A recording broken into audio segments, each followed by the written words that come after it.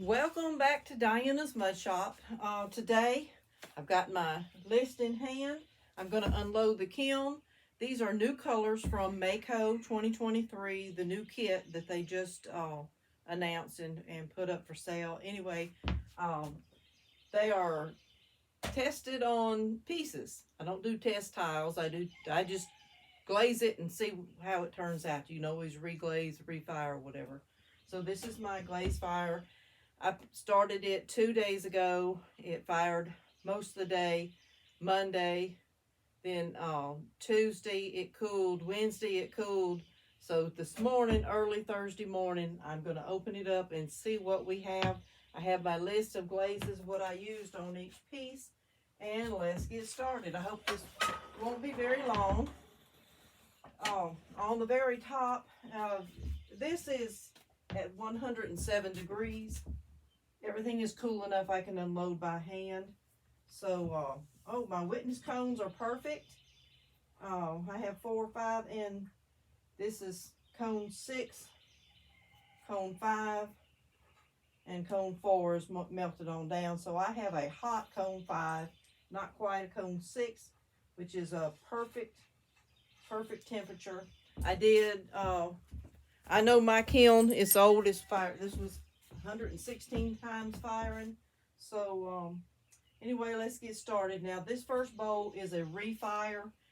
I've had Paula McCoy's Colors for Earth, and they turned out beautiful, but the blues were just too dark, so I refired it. Covered the back in is what I didn't like. I still don't care for it a whole lot, but I'll use it here for me. This won't be a piece that goes in my showroom. But it never hurts to refire something. This is actually the 3rd time it's been fired. I like the way the inside turned out with the flowers, but I just never really cared for the blue on the Colors for Earth was overwhelming. None of the other colors that I've tried to cover it with have covered it. So that's just a little tidbit there for you for your information. This one also was a refire. I just covered it in red and refired it. So we won't spend time on those. I'll remove my first shelf. All right. This one is winter wood. Let me find. And texture turquoise. And I like the way that turned out. It kind of looks like sand on the beach, and I like the way that looked. Textured turquoise, and which is an Mayco glaze, and winterwood, which is the new glazes from Mayco. And this is how I did the back. This has a lace texture in it, and so I mimicked it on the back. Let's see. Close. Move another shelf. Mayco has a stonework glaze, stone denim, and I used it with some stroke and coat colors to make this peacock bowl. I do a base layer, some people don't, and I use the stone denim. These, unless I tell you different, this is all standard 240 white clay. There is some of the 112 speckled brown, but I'll let you know when I pull it out. And this is my peacock bowl, and I love the way this turned out. I did some dots on the back, and I just did a strip of Mayco's Light Flux over the top of my stroke and coat colors. So that turned out beautiful.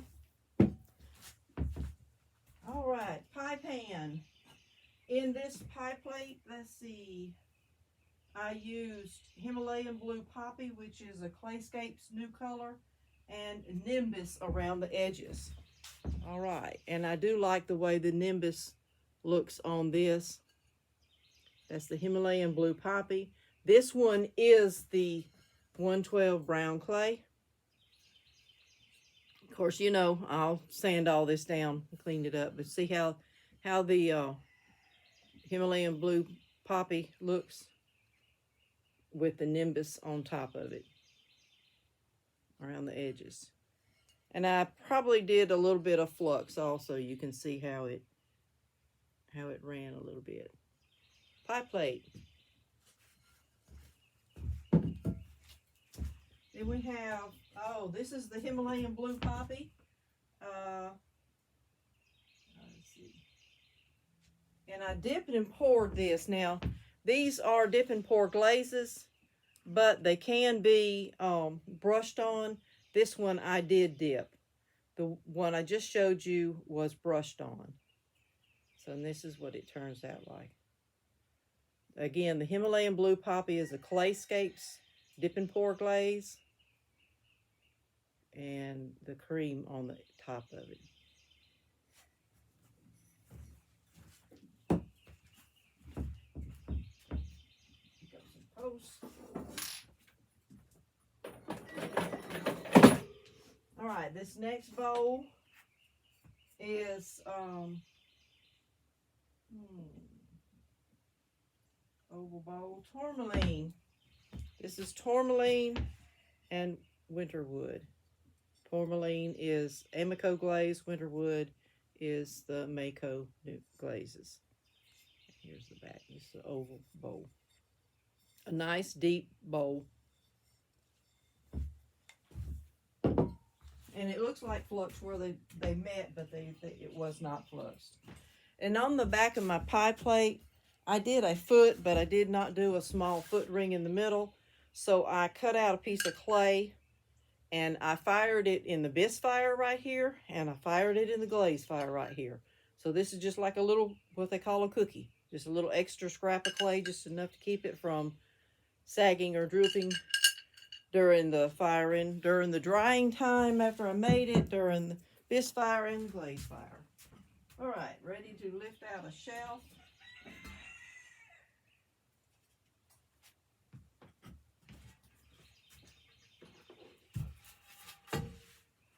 Okay. All right, this other long platter. Let's see. Sand Dollar and C Note. Now, Sand Dollar is one of the new glazes. And somebody said it's called Cenote, but hey, it's written C Note, so that's what I'm going to call it. If you don't like it, well, sorry. But anyway, here's the back. I like to decorate the backs of my platters. And so that's the Cenote or C-Note around the edges, which is Mayco. And this is the new Sand Dollar in the bottom. Both of those are Mayco glazes. Oh, wow. I made a cracker tray. I did George's Interactive Pigments on it, and then I did the indigo because I wanted a darker color so the lace would show up, and then I did seaweed all over. Some people want to know what seaweed looks like by itself. It is a great flux on top of other glazes, but it gives such a iridescent shine to it when it's used by itself, and I just love it. It's hard even to see the color of this because it's so shiny. But I love how it turned out. This is my little cracker tray. Got a few more posts. Get them out of the way. All right, I had two new ClayScapes glazes. Snap this. And I've got the Buttercup, which is both of them ClayScape dip and pour, and the Himalayan blue poppy. And the hat is Himalayan blue poppy. And the rest of it is the Buttercup. You can see it's a pretty golden yellow. These are my flower worms. And one of the new colors in the Mayco is a brown gloss, and I used that on his hair. Her hair, I guess. Used it on the hair. All right. And the eyes are just a stroke and coat cottontail white. These are garden worms. They stick down into your flower pots and bring happiness. All right, one other little dish. I think this one is sand dollar and ivy. Now, everything I do, 3 coats of everything. So this is sand dollar in the middle, ivy around the edges and on the outside. You can see some little variations in the colors. It's not a solid coat like just a regular gloss glaze. This is little variations.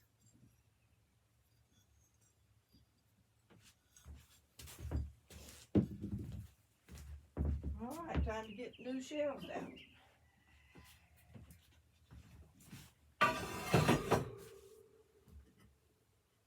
And here's my cone 5 for the middle. Good hot cone 5 in the middle of the kiln.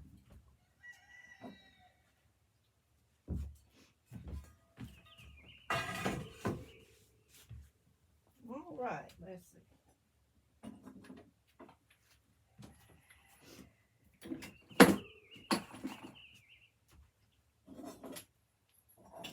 On this shelf are my wall crosses.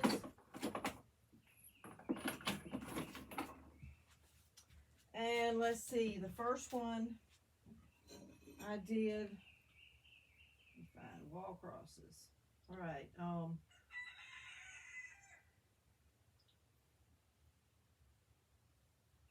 okay, one with the flowers.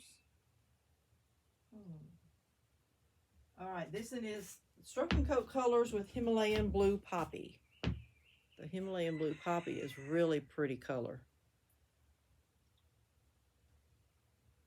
And I just flooded the colors with the Stroke and Coat. And here's my, I like to put a rose for Rose of Sharon in the back.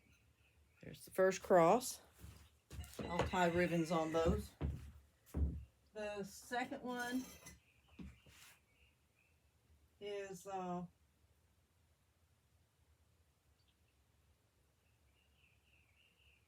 Riptide and Fossil Rock. Then we got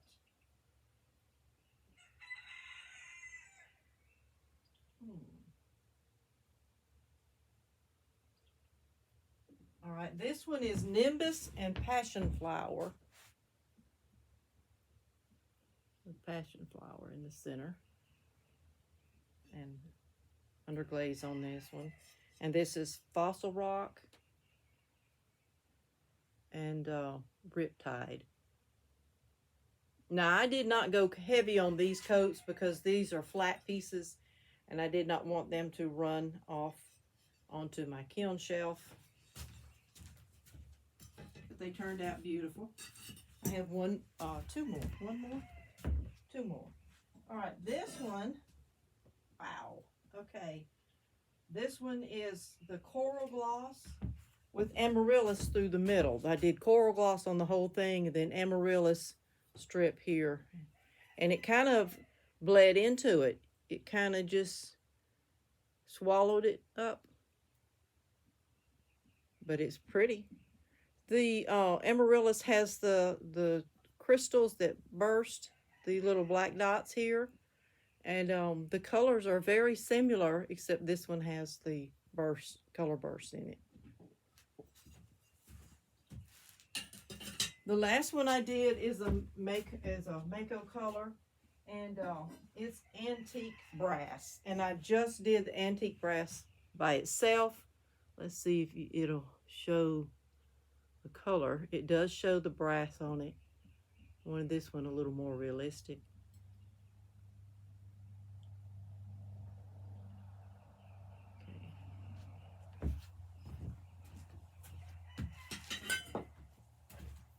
And we'll go on down to the bottom. All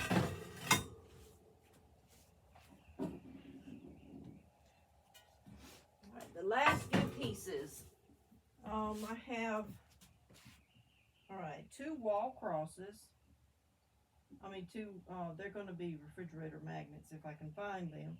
One is Amaryllis and Peppered Plum. And the other one is just Himalayan blue poppy.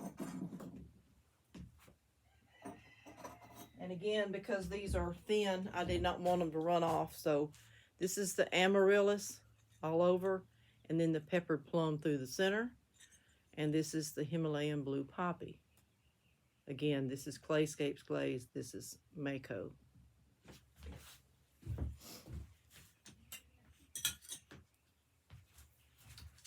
All right.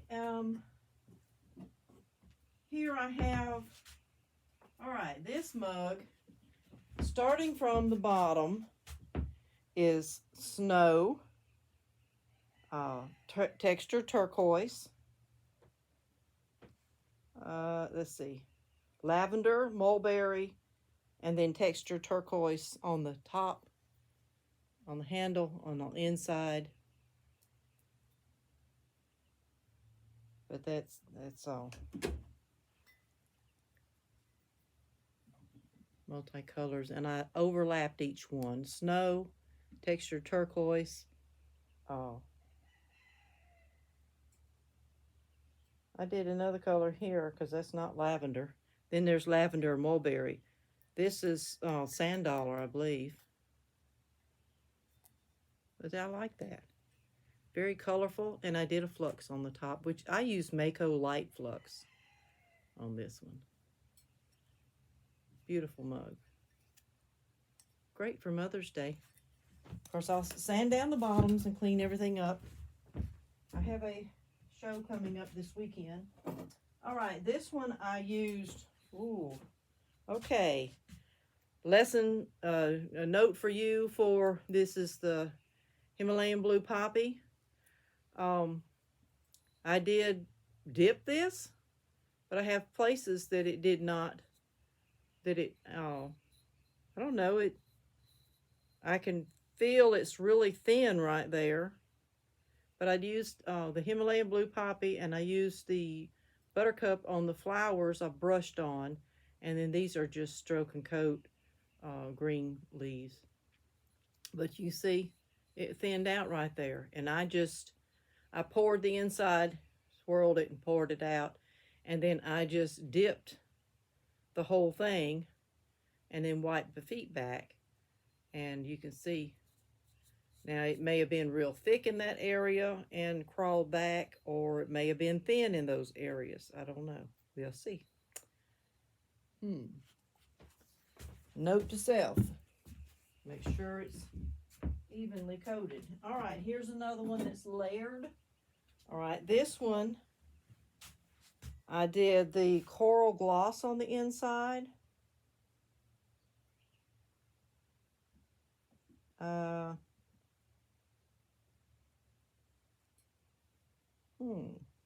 Well, let's see if I can. This looks like the ivy. This looks like amaryllis. This is peppered plum, and this is the coral gloss on the handle and on the inside.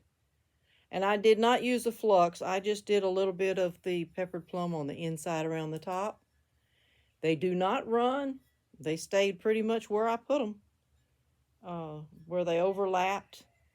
You get a little bit of a two-tone here where they overlapped, but they did not run or blend with one another. They pretty much stayed put. So that's good to know. But here's my little colorful mug. I like it. Be nice with hot tea in it. And here's the back, bottom. Let's see. And last but not least, I had a commission for a 13 by 9 inch baking pan. And this is, here we go. And it's flat bottom. Of course, I have grog on it, so I'll have to clean the grog off. I always put grog on my shelf when I have something big, and I put all my big pieces on the very bottom because that's the biggest shelf, the biggest place I have, the biggest space. And I never have cracking or any problem. This is the 112 clay, standard brand 112 speckled brown. You can see, 13 by 9 inch pan with handles. And this is my favorite glaze combination. Yeah. My favorite, and I can't remember it. It's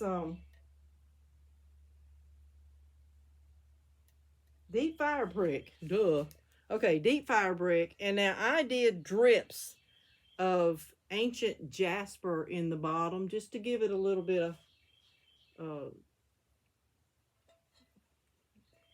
a wow in the bottom, I guess you'd call it. So it wouldn't be just plain Jane.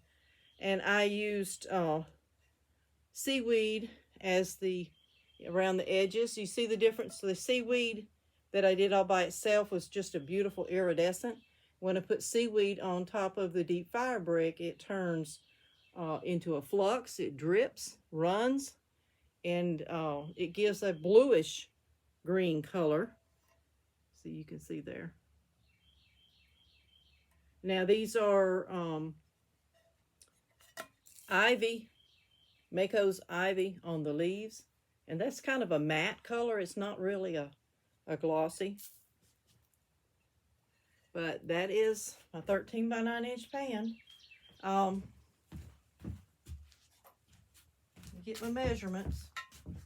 All right, here is, it's actually 10 by 12. It'll be 13 counting the handles, but it's a 10 by 12 pot, the part of it. All right, and that is everything. I'll get everything cleaned up. We'll get everything cleaned up, and here we go. I have a show Saturday, and you'll see some of these pieces there, especially the Peacock bowl. A few of the items here.